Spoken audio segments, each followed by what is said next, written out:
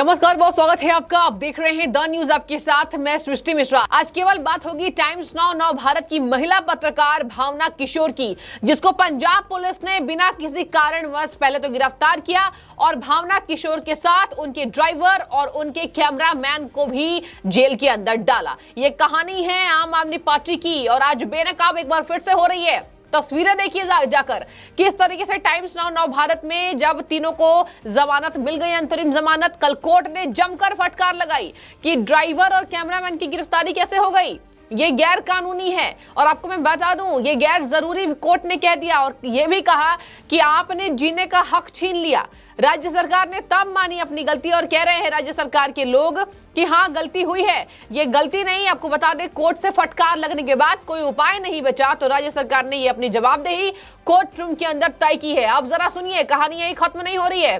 भावना किशोर times now नव भारत की महिला पत्रकार, उनका जोरदार स्वागत किया गया है। आज नोएडा ऑफिस में उनका स्वागत किया गया। देखिए, आपको बता दें कि टाइम्स नाउ नव भारत के पत्रकार सुशांत सिन्हा, आपको जानते होंगे आप उनको, किस तरीके से शीश महल को बेनकाब करने में वो कारगर साबित हुए हैं। और ग्रुप एडिटर नविका कुमार से भावना किशोर गले मिलकर रोने लगी और वो बेहद भावुक कर देने वाली तस्वीर थे।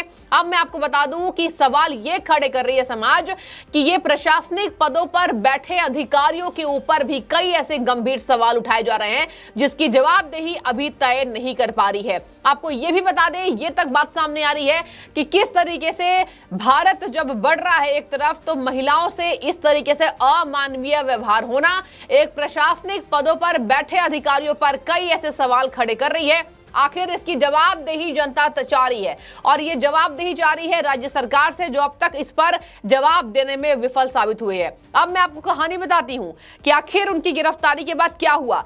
सबसे पहले तो कल अंतरिम जमानत मिली, ड्राइवर और कैमरामैन को भी मिली, पहले भावना किशोर को मिली थी। अब कोर्ट रूम से आपको बता दें राज्य सरकार को फटकार लगी कि ये तो गैर जरूरी है, आपने किस तरीके से किस हक में आकर कानून का उल्लंघन करके आपने कैमरामैन और ड्राइवर की गिरफ्तारी की और वो करके आपने उन दोनों का जीने का हक छीना है। ये बात आपको ये भी बता दें कि SC/ST एक्ट लगाया गया था भावना के ऊपर, जबकि ऐसी कोई बात नहीं हुई है। जब भावना किशोर अंदर आ रही थी, नविका कुमार उनके स्वागत में खड़ी थी और पूरा टाइम्स नाउ नव भारत का ऑफिस उनके भव्य स्वागत में लगा हुआ था और सब उनकी पीठ थपथपा रहे थे कि आखिर महिला पत्रकार ने यह कर दिखाया है। आपको मैं बता दूं कि जब नविका कुमार सामने दिखी तो भावना किशोर बेहद भावुक हो गई और वो गले मिलकर रोने लगी और कहा नविका कुमार से कि मैंने कुछ नहीं किया था, मैंने कुछ नहीं किया था। और वो उस वक्त बुरी तरीके से रो रही थी और ये दर्शा रहा है कि किस तरीके से उनको जेल के अंदर आम आदमी पार्टी के पुलिस वालों ने प्रताड़ित किया होगा।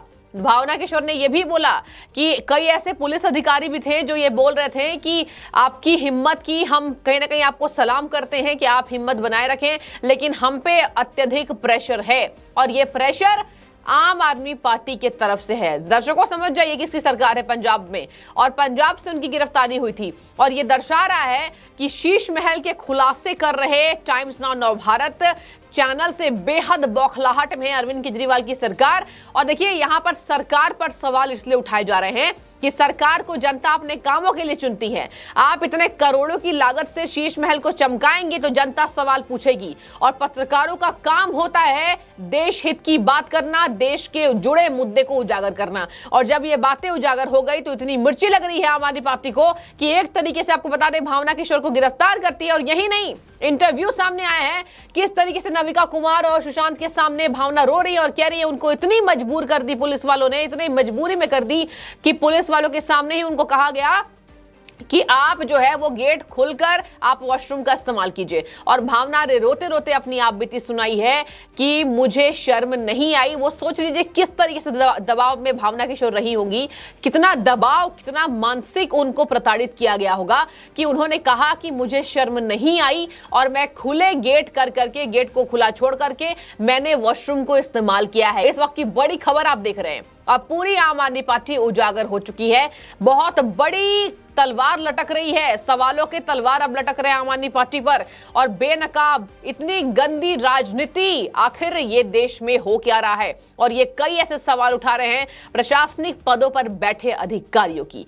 भगवंत मान पर गाज गिरी है, अरविंद केजरीवाल पर गाज गिरी है और कहा जा रहा है ये ऑपरेशन शीश महल के बदले की भावना है।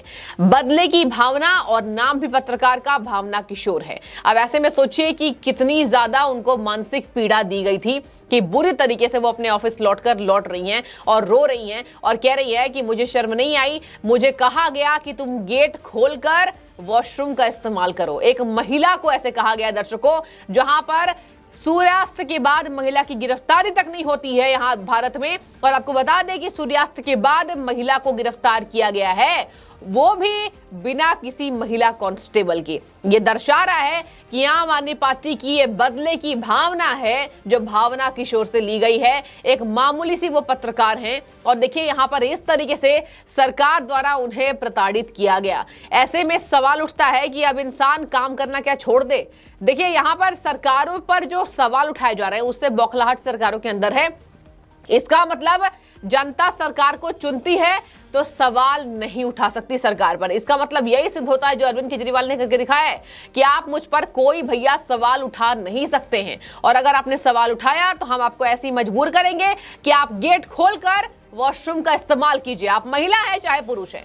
ये बेनकाब होती है आम आदमी पार्टी की सरकार, बेहद गंदी राजनीति। आपको बता दें जनता में भारी आक्रोश है। पंजाब की जनता त्रस्त है आम आदमी पार्टी से, दिल्ली की जनता बेनकाब कर चुकी है और कह रही है कि हमारे टैक्स के पैसों से आपने रेनोवेट कराया है। और जब ये सवाल उठ रहे हैं, जब ये जनता के सामने आ गए, चुनाव से पहले इतनी तिलमिलाहट हो गई कि अब हमारा वोट कहां जाएगा। जनता वोट तो नहीं करेगी कि आप शीश महल को चमका रहे हैं और यहां पर आपने आम आदमी पार्टी का चोला पहन रखा है कि हम तो भैया बेहद साधारण हैं, बेहद साधारण चीजें इस्तेमाल करते हैं। ऐसे में आम आदमी पार्टी पर बहुत गहरी गाज गिरी है। और आपको बता दें कि भावना किशोर के आने के बाद राजनीति और शुरू हो गई है और कहा जा रहा है कि आम आदमी पार्टी डर गई थी।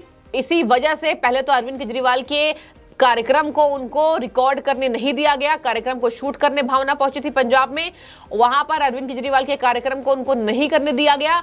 एक तो उसके बाद उन्हें टारगेट किया गया, उनकी गिरफ्तारी हुई सूर्यास्त के बाद। सभी बातें नियमों के उल्लंघन के तहत है और आपको बता दें इस पर भी जांच होगी। कहा जा रहा है कि भावना किशोर के पिता जो है वो बेहद आहत हैं, उनकी माता जी भी, और कह रही थी कि राज्य सरकार का जो चेहरा है वो हमें ऐसी उम्मीद नहीं थी जैसा हमारी बेटी के साथ हुआ। कल के टाइम पर ये किसी की भी बेटी के साथ घटित हो सकती है। यानी कि अब लोग पत्रकारिता करने से क्या डरे, लेकिन आपको बता दें कि ऐसा कुछ नहीं है। ये उदाहरण के तौर पर सेट हुआ है और कहा जा रहा है कि अब लोग और सशक्त हो जाएंगे, लेकिन सरकार के खिलाफ आवाज उठाने से नहीं डरेंगे। चाहे सरकार जो भी हो, जो भी सरकार हो, बीजेपी हो, कांग्रेस हो, आम आदमी पार्टी हो, तृणमूल कांग्रेस हो, किसी भी राज्य की पार्टी हो, अगर गलती हुई है तो सजा तो भुगतनी पड़ेगी। सवालों के कटघरे में सरकार खड़ी होती है तो जवाबदेही तो तय करनी पड़ेगी। और ये पूरी कहानी भावना किशोर की थी, जो हमने आपको बताया बेहद निंदनीय, बेहद शर्मनाक, ऐसी विडंबना समाज की कि आज देखिए बड़े बड़े पदों पर बैठे अधिकारियों ने भावना किशोर को प्रताड़ित किया है, केवल राज्य सरकार के अत्यधिक दबाव के कारण। तो आपको मैंने पूरी स्टोरी बता दी, पूरे विस्तार से इस खबर को बताया है। अब आप मुझे बताइए कि एक महिला पत्रकार की आप बीती को सुनिए जरा। अब वो फुल इंटरव्यू आ गया है, किस तरीके से उनको जेल में प्रताड़ित किया गया और कहा गया कि आप गेट खुला करके वॉशरूम का इस्तेमाल कीजिए।